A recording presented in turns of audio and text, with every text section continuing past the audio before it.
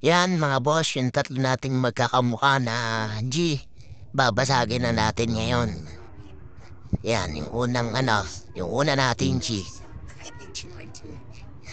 Basagin muna natin yan. Yan, medyo hindi pa siya nakita sa camera, hindi siya nakita sa camera pero ang tapang niya guys. Sinaglit lang yung kanyang kababagan. Sinaglit lang niya oh. Dito naman tayo sa sunod nating G. Abangan nyo guys yung huli natin G. Ayan ganun lang ulit. Yung pangalawa natin G, sinaglit lang din. Gan, pag ganun, ganyan ang ginagawa ko. Tinatanggal ko sa sapot. Yan. Tapos ganun, ninahaya ko lang siya sa baba. Para matuto siya sa ground fight. Yan, sinasanay ko sa kanya tsaka hindi ko pinapabitawan. Hinahaya ko lang siya umagat ng madiin para masanay. Hinahaya ko na magkasugat para pag siya nagkasugat sa laban, hindi na siya mabibigla para hindi rin tumakbo. Yan ang ginagawa ko guys sa pagkakondisyon ng gagamba.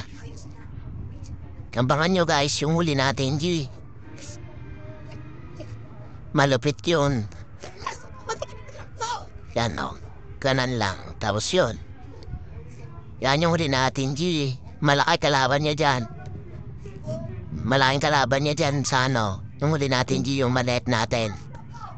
Malaking kalaban niya dyan Kinuha ko na yung kalaban niya. Sapakalaki niyan.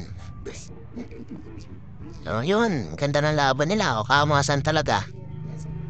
Kasi yun, tumalas. Hindi kinaya sobrang laki. Ito yung sunod na bakal nila.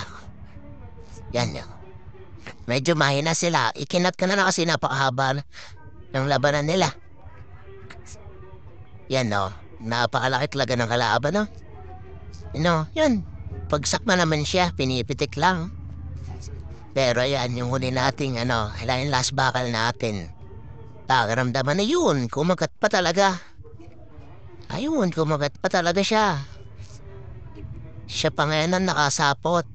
Wala pa po yan G-load. Kala ko talaga talo na siya dyan. Yun, siya pa nakasapot guys. Napakagaling. Napakalaki din ang kalaban kasi hindi kayanin sa lamasan.